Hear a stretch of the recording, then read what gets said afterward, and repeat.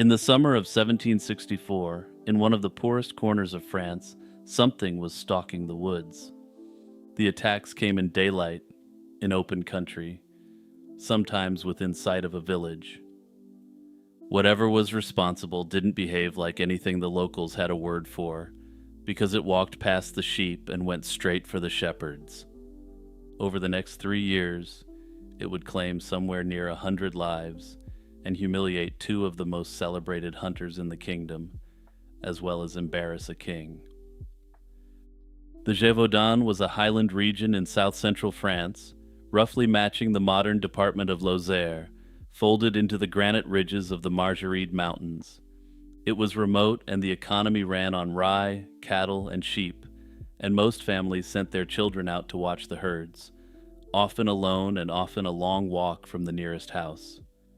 Wolves were simply part of life there, and parish registers across France show savage wolf attacks going back centuries. The people of the region knew what a wolf could do, which is exactly why they decided, almost from the first weeks, that this was something else entirely. The earliest known attack came in June 1764, near the town of Langogne, when a young woman tending cattle saw an animal burst from the tree line and come at her. Her cattle reportedly lowered their horns and drove it off, and she made it home with her clothing shredded but otherwise uninjured. The animal didn't miss again, and on June 30th, 1764, a 14-year-old girl named Jeanne Boulet was attacked near the hamlet of Les Hubacs. The parish register recording her burial contains a detail that's incredibly ominous. Quote, "She'd been taken by the ferocious beast." Not a wolf as would normally be recorded, but by the beast. Even the men filling out the paperwork had already decided this animal deserved a different noun beyond the word wolf. Through late summer and autumn, the attacks spread across the region, and a profile emerged. The victims were overwhelmingly teenagers and women, nearly all of them alone with animals in open pasture. Survivors and witnesses kept describing the same creature, something that bore a resemblance to a wolf, but clearly wasn't. It was the size of a calf, with a reddish coat, a dark stripe running down the spine, a long tail with a tuft at the end, a broad chest, and a head like a wolf's, but wrong in an uncanny way. The head was described as being too large and too flat to be any sort of wolf that people normally saw. It reportedly moved in great bounds and covered ground at a speed that startled people who'd watched wolves their whole lives. Then there was the detail that unsettled the people of the region the most. This predator kept ignoring the livestock and going for the person, and it went for the head. Many of the dead were found with catastrophic wounds to the face and throat, and a number of victims had been partly eaten. The winter of 1764 into 1765 was the worst stretch, with attacks coming every few days across a widening territory, and by January the story had gone national. The Courrier d'Avignon, one of the most widely read French-language papers of the era, covered the attacks almost obsessively. It printed casualty reports and physical descriptions, and the story spread from there into foreign papers and cheap engravings sold across Europe. The beast was becoming a celebrity while it was still prowling the countryside, a fact that was becoming something of a national embarrassment for the crown. On January 12, 1765, it attacked a group of children tending cattle near the village of Villeray. Among the oldest was a boy of about 12 named Jacques Portefeuille. When the animal seized one of the boys, Portefeuille reportedly organized the others, and armed with makeshift spears, they counterattacked until it dropped the boy and retreated. The story reached Versailles, and Louis XV rewarded the children, paid for Portefeuille's education, and put royal money behind a bounty on the beast. A local bishop had already weighed in by then as well, and he believed that the beast was no earthly creature at all. In a letter issued at the end of December 1764 and read from pulpits across the diocese, He told parishioners the beast was a scourge sent by God to punish the sins of the region.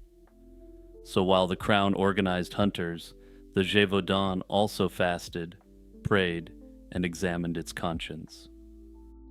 The first military response came from Captain Duhamel, a cavalry officer stationed in the region, who organized enormous sweeps through the hills. His men bagged plenty of ordinary wolves over the course of his campaign, but none matched the description of the beast. Duhamel even had some of his troops dress as peasant women, on the theory that the beast preferred that kind of target. The creature didn't take the bait, apparently not being fooled by cavalrymen in rustic-looking dresses. The whole affair was lampooned in newspapers, and the tactics became something of an embarrassment for the king.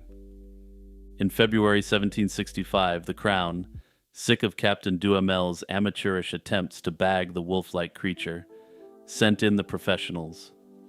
The crown retained Jean-Charles Denneval, a Norman hunter with a reputation as the finest wolf hunter in France, along with his son and a pack of specially trained hounds. They spent months in the Gévaudan and accomplished very little beyond taking down some run-of-the-mill wolves. The beast kept working through the spring, and by summer Versailles had run out of patience with them.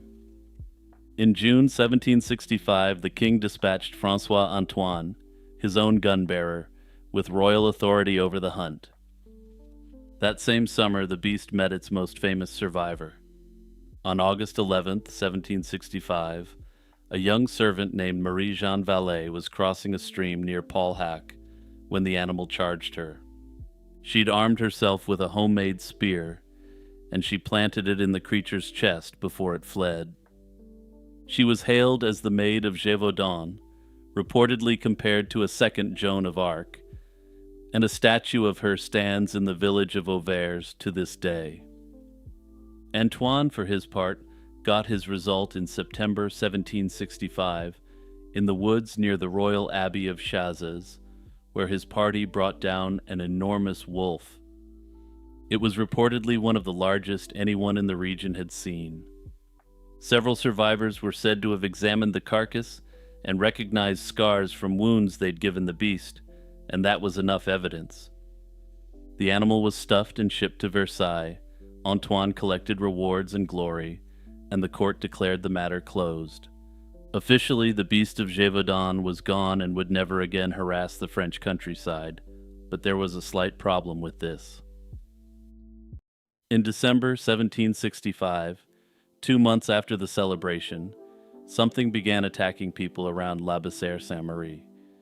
The wounds looked the same, and the victims fit the same profile, but this time there were no cavalrymen or royal hunters, and the press had mostly moved on.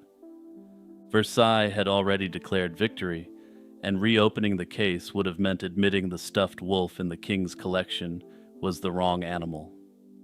For roughly a year and a half, the people of the Gévaudan faced the beast alone, and the registers kept filling with wolf-related burials. The true end to the terror came from local effort. On June 19, 1767, a young nobleman, the Marquis d'Apcher, assembled hundreds of local men for a hunt on the slopes of Montmouchet. One of them was Jean Chastel, a farmer from the area with a reputation for dishonesty. At a spot called the Saunier d'Auvers, a large animal came out into the open in front of him, and Chastel shot it dead. The famous version of that moment says Chastel was reading a prayer book when the beast appeared, giving the entire narrative a religious overtone. Upon hearing these words of the prayer, the beast simply sat and waited while he finished, before Chastel picked up his weapon and shot the creature. The implication was that the creature was some sort of dark entity which was pacified by the holy words being spoken before it. Later versions would claim that Chastel had been given silver bullets, and that only this special ammunition could fell the beast. Unsurprisingly, this highly romanticized version of events is universally dismissed by historians as a later embellishment to the original narrative. A report drawn up by a royal notary the day after the hunt, the closest thing we have to an autopsy, described an animal that resembled a large wolf, but with odd proportions and coloring. What happened to the carcass next comes mostly from later tradition. The animal was reportedly paraded through the region, then carted toward the capital so the king could see it. The summer heat won that race, and what arrived was too rotten to keep. Since the original bounty had already been claimed, Chastel received only modest compensation for the deed, and the rotted remains of the beast were reportedly buried somewhere in Paris. The best physical evidence in the whole case went into the ground with those remains. As for the remains of the first wolf, the one that the crown had stuffed, we unfortunately don't know what became of that animal. The biggest question that remains surrounding the beast of Gévaudan is what the creature actually was. Unlike other historical narratives about animal attacks, this one doesn't seem to have grown in the telling, perhaps simply because of how devastating the attacks were in reality. Or perhaps the human cost didn't grow because the narrative grew up in another way, one focusing on the religious narrative of the Maiden of Gévaudan, and the showdown won by a prayer book. Modern archival work built on parish registers does establish firmly as historical fact that the beast did claim somewhere around 100 lives. So that gets us back to what the creature actually was, and the mainstream answer is wolves, either one exceptional animal or several operating across those years. French records preserve thousands of fatal wolf attacks from the early modern period, so the horror itself wasn't new. What was new in the Gévaudan was the extreme concentration in one place at one time. Skeptics of this wolf theory point to the witnesses who knew wolves deeply and swore this wasn't one. Personally, I'm skeptical of the wolf theory for this reason, since it assumes that these rural people were unable to clearly identify a wolf. It strikes me as odd that a rural farmer in France in a wolf-infested region wouldn't be able to tell an unusually large wolf from a different kind of creature entirely. But that isn't to say there wasn't a wolf involved, at least in part. A second theory proposes a wolf-dog hybrid, which could account for the strange coat, the unusual size, and the animal's lack of fear around humans. Some dogs are quite a bit larger than wolves, especially breeds that were bred for wolf hunting. A hybrid could also explain why the attacks didn't stop until two of these creatures were slain. Both François Antoine and Jean Chastel may have taken down two different wolf-dog hybrids from the same litter. In the end, this is the theory that I find most plausible, especially given the fact that contemporary rural folk were very clear this wasn't a wolf. A third theory looks to an escaped exotic animal, perhaps something from a traveling menagerie. Candidates have included a hyena, and one recent analysis made a detailed case for a young lion, arguing it fits the described size, the tawny coloring, and the style of attack. The hyena theory is quite intriguing since they can actually top out at 200 pounds, and they have a distinctly canine appearance. Personally, I don't find the lion theory that compelling, since none of the reports describe the animal looking cat-like whatsoever. This is speculation on my part, but I think it's fairly safe to say that a lion would be reported as a large wild cat, not a wolf-like beast. The darkest theory involves a human being, someone who trained an animal to attack or used the panic around wolves as cover to attack innocent people. This is an idea that has been fed by fiction ever since, but in the end there's no meaningful proof of this theory at all. There's an idea that the attacks were too vicious to be explained by a wolf or a dog. I think the most likely reason for this level of ferocity is that this was a very exceptional animal, exceptionally dangerous. Supporters of the hypothesis point out that Jean Chastel, the man who ended the beast's reign of terror, had a bad reputation amongst the locals, but that's about it. That said, given the significant gaps in the evidence, it's theoretically possible that someone could have trained a dog or use the attacks as cover. In the end, the physical evidence was gone within days of the final shot by Jean Chastel, so the historical mystery will continue to stay open. The wolf shot by Francois Antoine was stuffed and displayed, but unfortunately, the specimen had disappeared by the 19th century, never to be seen again. Hey everyone, it's Jimmy with my usual reminder to hit the notification bell and the subscribe button. Also, don't forget to check out the membership or the Patreon, since your support is key to keeping my channel running. In 1929, a single photograph made its way into newspapers and scientific journals across the world, and it appeared to show something impossible. It was an ape, sitting upright on a wooden crate, somewhere in the jungles of South America. The problem? Apes don't live in South America. They never have. The continent's primate population consists entirely of monkeys, and the distinction between the two is significant. If the photograph was genuine, it would have rewritten everything scientists thought they knew about primate distribution and evolution. It didn't, of course, but the story behind how that image came to exist, and why anyone believed it, is far more interesting than the creature itself.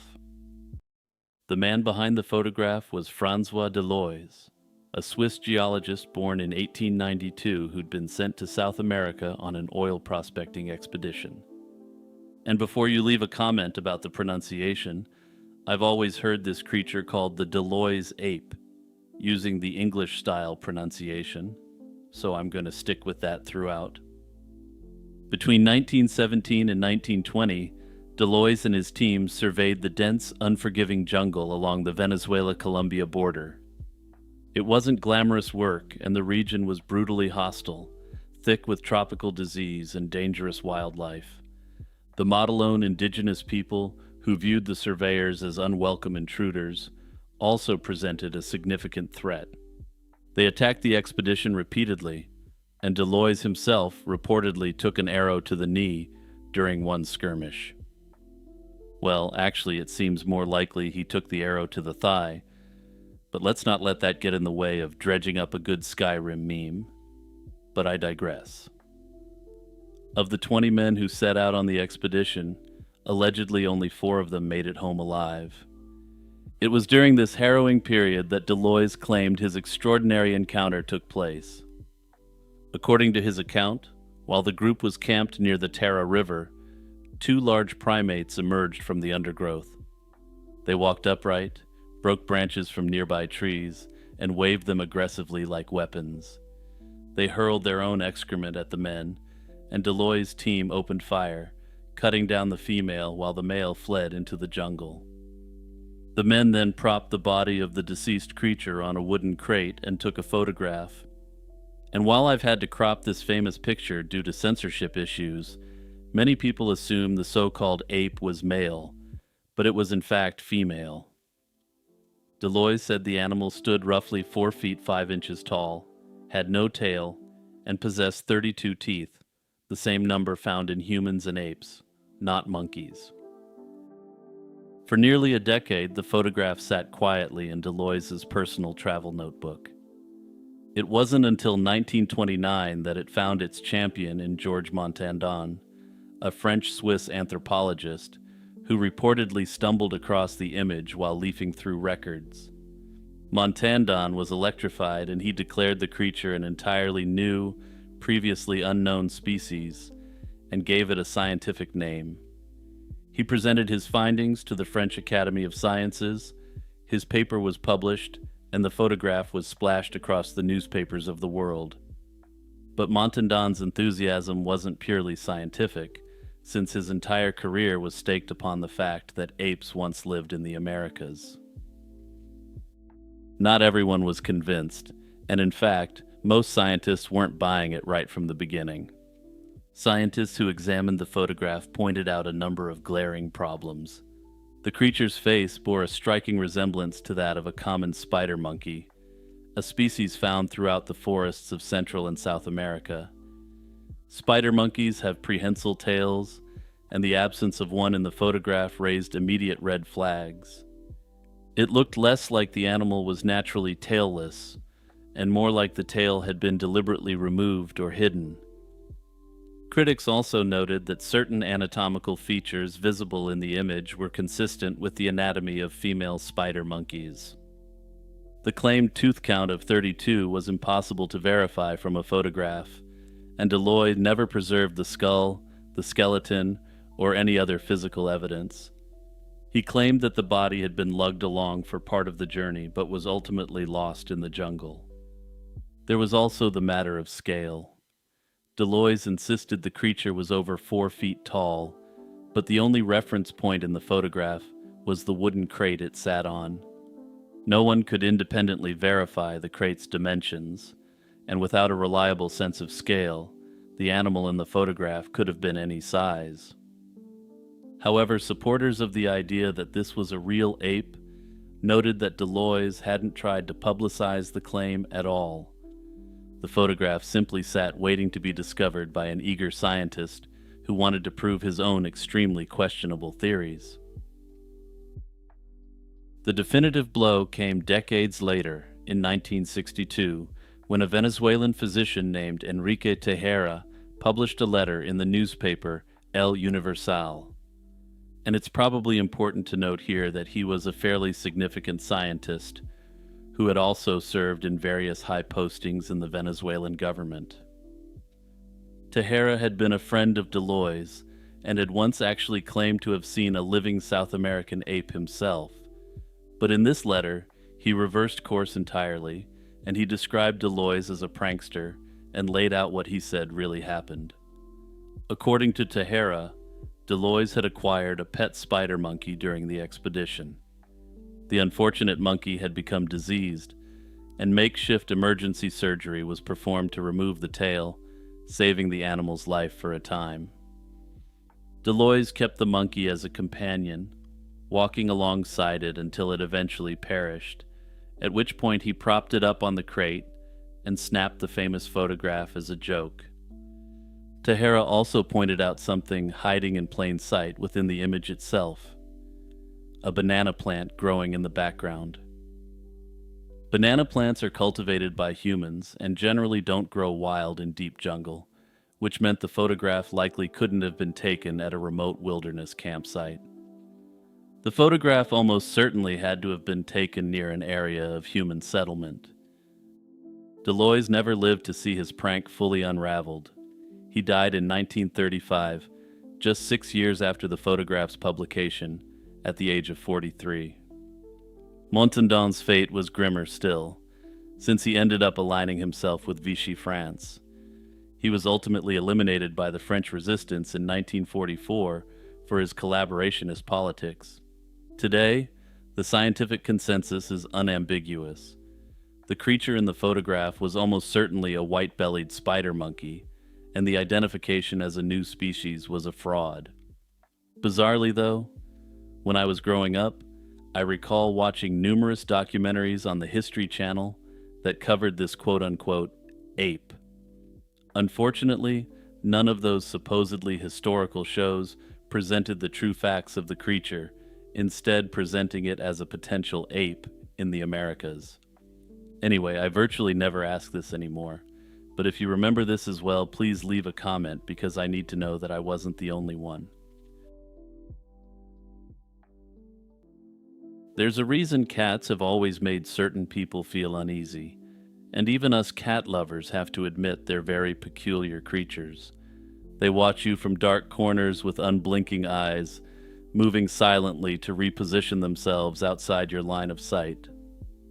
They disappear for days without explanation, yet they don't seem to have been roughing it at all, suggesting that they may have another home. A giant dog, Clifford, is one of the most beloved characters in our culture because a giant dog maximizes canine qualities. With cats, we have a name for the big ones: tiger, lion, panther, puma, creatures that we'd rather observe in a zoo than run into in the wild. Some people even claim that they seem to know things they shouldn't, a fact which can either be good or bad, depending on your relationship with the feline in question. In Japan, this unease didn't just linger as superstition. It crystallized into one of the most terrifying and enduring creatures in the entire yokai tradition, the Nekomata. This creature is an infamous fork-tailed cat demon that could raise the dead, speak human language, and destroy lives with nothing more than spite and sorcery. The Nekomata is a cultural artifact that reveals how the Japanese relationship with cats evolved over centuries, from reverence to dread and back again. Understanding the Nekomata means understanding the paper-thin boundary between a beloved pet curled on your lap and a monster waiting to consume your soul. The earliest references to the Nekomata appear in the Kamakura period, around the 13th century. The poet Fujiwara no Teika mentioned the creature in his diary, the Megatsuki, noting an incident involving one of these creatures. A Nekomata from the remote mountains of Nara had attacked and eaten several people in a single night. This wasn't a household cat completely gone wrong, as the later myths would suggest, but something different.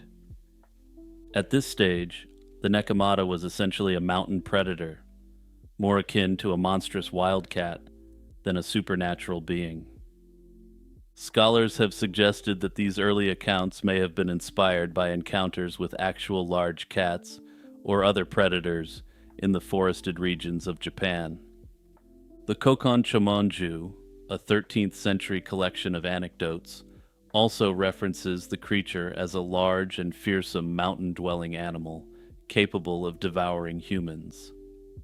However, despite this, it was clearly a beast that lived in the wild, not a domestic cat gone wrong. The transformation of the Nekomata from a wilderness creature into something far more intimate happened gradually, likely between the 14th and 17th centuries. As cats became more common as household animals in Japan, the mythology surrounding the creature shifted dramatically. People began to believe that any ordinary cat, if it lived long enough, could transform into a Nekomata. The telltale sign was the tail. Once a cat's tail split into two forks, as was the style at the time and in the region, its transformation was complete. This belief carried enormous consequences. It meant that the creature sleeping at the foot of your bed could one day become a demon. Cats that grew too old were viewed with deep suspicion. Some owners reportedly abandoned elderly cats, or deliberately cut their tails short to prevent the split from ever occurring. The eventual rise of the Japanese bobtail breed may owe their prevalence in part to centuries of this superstitious tail-docking practice. When a domestic cat transformed into a Nekomata, its powers became formidable. It could walk upright on its hind legs, mimic human speech, and manipulate fire by waving its burning tail. Most disturbingly, it could reanimate corpses, dancing them like puppets or directing them to accost its foes. The Edo period artist Toriyama Sekien depicted the Nekomata in his famous illustrated yokai encyclopedia, the Gazu Hyaki Yagyo, showing a bipedal cat surrounded by ghostly flames. His illustrations cemented the creature's image in the popular imagination and greatly popularized the genuine belief in the creature. In fact, the association of the Nekomata with otherworldly fire marks one of the favorite supposed activities of this creature. They like to return to the home of their former owners and burn it down, while playing melancholic tunes on a cat-skinned shamisen and lamenting how things could have been if they were better people. What made the Nekomata so psychologically potent wasn't just its supernatural abilities, it was the betrayal. Here was an animal you'd fed, sheltered, and trusted, and it had been quietly accumulating power the entire time. The Nekomata was presenting itself to you as a friendly domestic creature that could handle your mice problems. But all the while it was noting all your daily habits, ready for the day when it could strike you down and make your corpse dance for its amusement. The Nekomata represented a deep anxiety about domesticity itself, the idea that familiarity breeds not just contempt, but genuine danger. The Nekomata heavily intersected with beliefs about the vengeful dead, and many sources believed that if you treated a cat well enough, there was no risk of it transforming. In many Edo period stories, the cat became a vehicle for the grudges of deceased owners, particularly women who'd been wronged. These women confided everything they were going through in the only creature that would listen, their loyal cat. In one common story archetype, the mistreated woman would pull the curtains on herself, but not before giving the cat instructions to become a Nekomata and seek revenge. The woman's ghost, acting in concert with the cat demon, would then seek to haunt her husband's household and torment his new family. The Nekomata hasn't disappeared from Japanese culture, though genuine belief in cats becoming demons is now presumably non-existent. It persists across manga, anime, video games, and contemporary literature, though often in significantly softened or reimagined forms. Yet the real legacy of the Nekomata may be simpler than any pop culture cameo. It's there every time someone looks at a cat and wonders what it's really thinking. Looking at a cat's eyes is much different than looking into the eyes of a dog. Cats maintain an aura of mystery, even to their so-called owners, in a way dogs never do. The Japanese understood something that cat owners everywhere sense instinctively. These animals are never entirely ours. They tolerate us. They observe us. And if the old stories are to be believed, they're keeping score. And if the ledger doesn't add up in your favor, your trusted cat might grow an extra tail and burn your house down.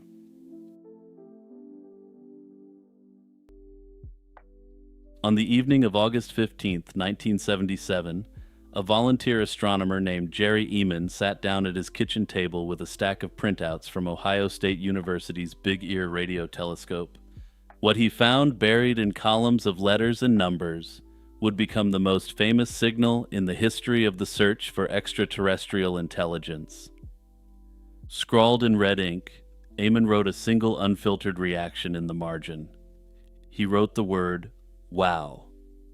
It was an instinctive, unfiltered reaction to something that shouldn't have been there, and nearly 5 decades later, that exclamation still captures the wonder the signal inspires.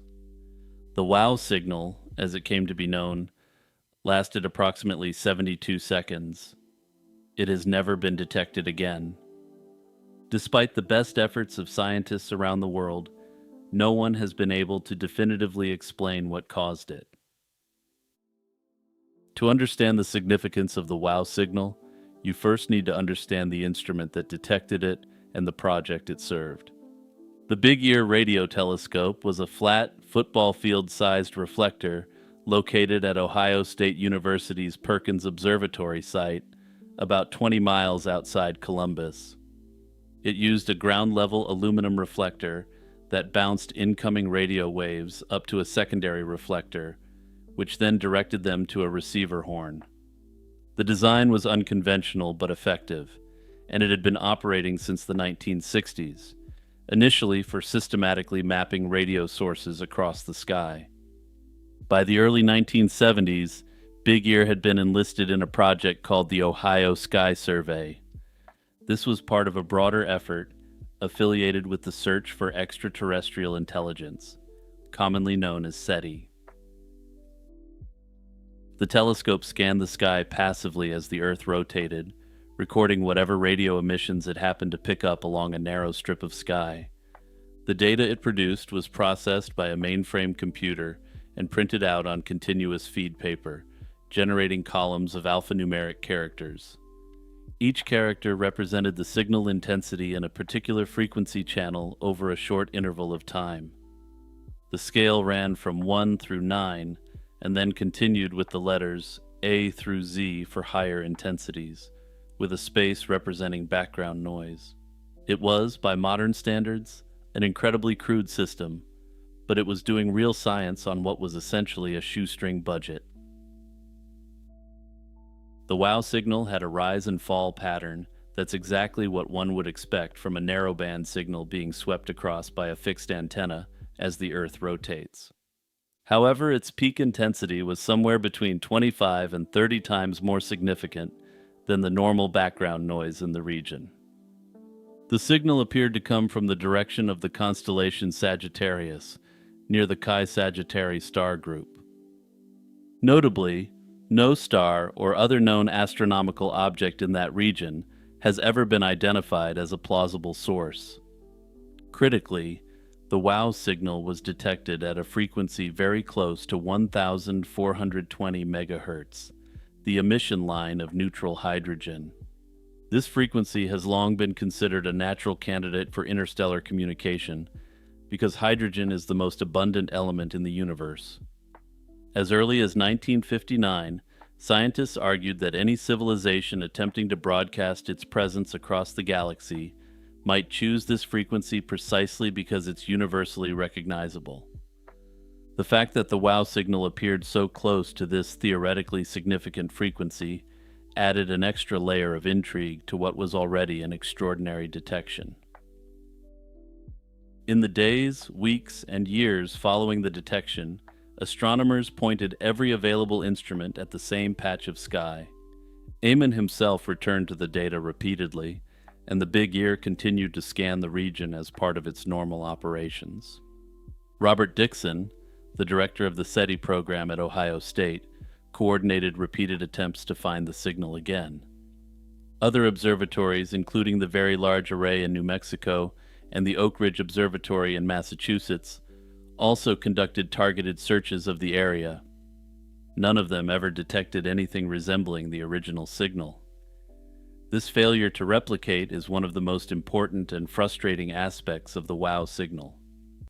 Notably, in science, a single unrepeated observation is enormously difficult to work with, especially when it stands so far outside what is expected. You can't rule out instrument error, terrestrial interference, or some other mundane explanation without being able to observe the phenomenon again under controlled conditions. One of the earliest hypotheses was that the signal might have been caused by a satellite or piece of space debris reflecting an Earth-based transmission back toward the telescope. However, detailed analyses of the data and observation geometry largely ruled this out. The frequency was protected by an international agreement for radio astronomy, meaning no terrestrial transmitter should have been broadcasting at that level. Additionally, no known satellite was in the right position at the right time. For decades, the WOW signal remained essentially unexplained, a one-off anomaly that defied easy categorization. Then, in 2017, an astronomer named Antonio Paris published a paper proposing that the signal could have been generated by hydrogen emission from one of two comets. Paris argued that under certain conditions, a comet's hydrogen cloud could produce a detectable signal near the 1,420 MHz line. The comet hypothesis attracted significant media attention, with many outlets reporting it as though the mystery had been conclusively solved. However, the scientific community's reception was considerably more skeptical. Several researchers pointed out serious problems with the proposal. The comets in question were too faint and too far from the Sun in 1977 to produce a hydrogen cloud of the necessary size and density. Additionally, the signal's narrowband characteristics didn't match what scientists would expect from a diffuse comet emission, which would be spread across a broader range of frequencies. Scientists have since moved on from this hypothesis, though it remains a popular talking point amongst people who believe the mystery has been solved. It's worth being precise about what the WOW signal tells us and what it doesn't. It tells us that on one occasion, a strong narrowband radio signal was detected at a scientifically significant frequency from a direction in the sky where no obvious natural source exists. It doesn't tell us that aliens were trying to communicate with Earth. The leap from an unexplained signal to extraterrestrial intelligence is enormous. Eamon himself, despite his obvious excitement in the moment, consistently cautioned against overinterpreting the detection. He spent years analyzing the data and repeatedly stated that he didn't know what caused the signal, only that it matched what you'd expect from an extraterrestrial source. But he clarified that it only matched better than any other explanation he could think of, and this didn't mean a better explanation didn't exist. Regardless of its ultimate explanation, the WOW signal has had a profound impact on the search for extraterrestrial intelligence and on public imagination. It demonstrated that even with fairly modest equipment and highly limited funding, research could produce genuinely compelling results. It gave the field a concrete, tangible artifact to point to when making the case for continued funding, public attention, and institutional support. The Big Ear telescope itself didn't survive to continue the search for life in outer space. Despite a long campaign by scientists and the public to preserve it, the telescope was demolished in 1998 to make way for a golf course and a housing development. As for my take on what it was, as I've said before, and I'm sure I'll say again, to quote Fox Mulder, I want to believe.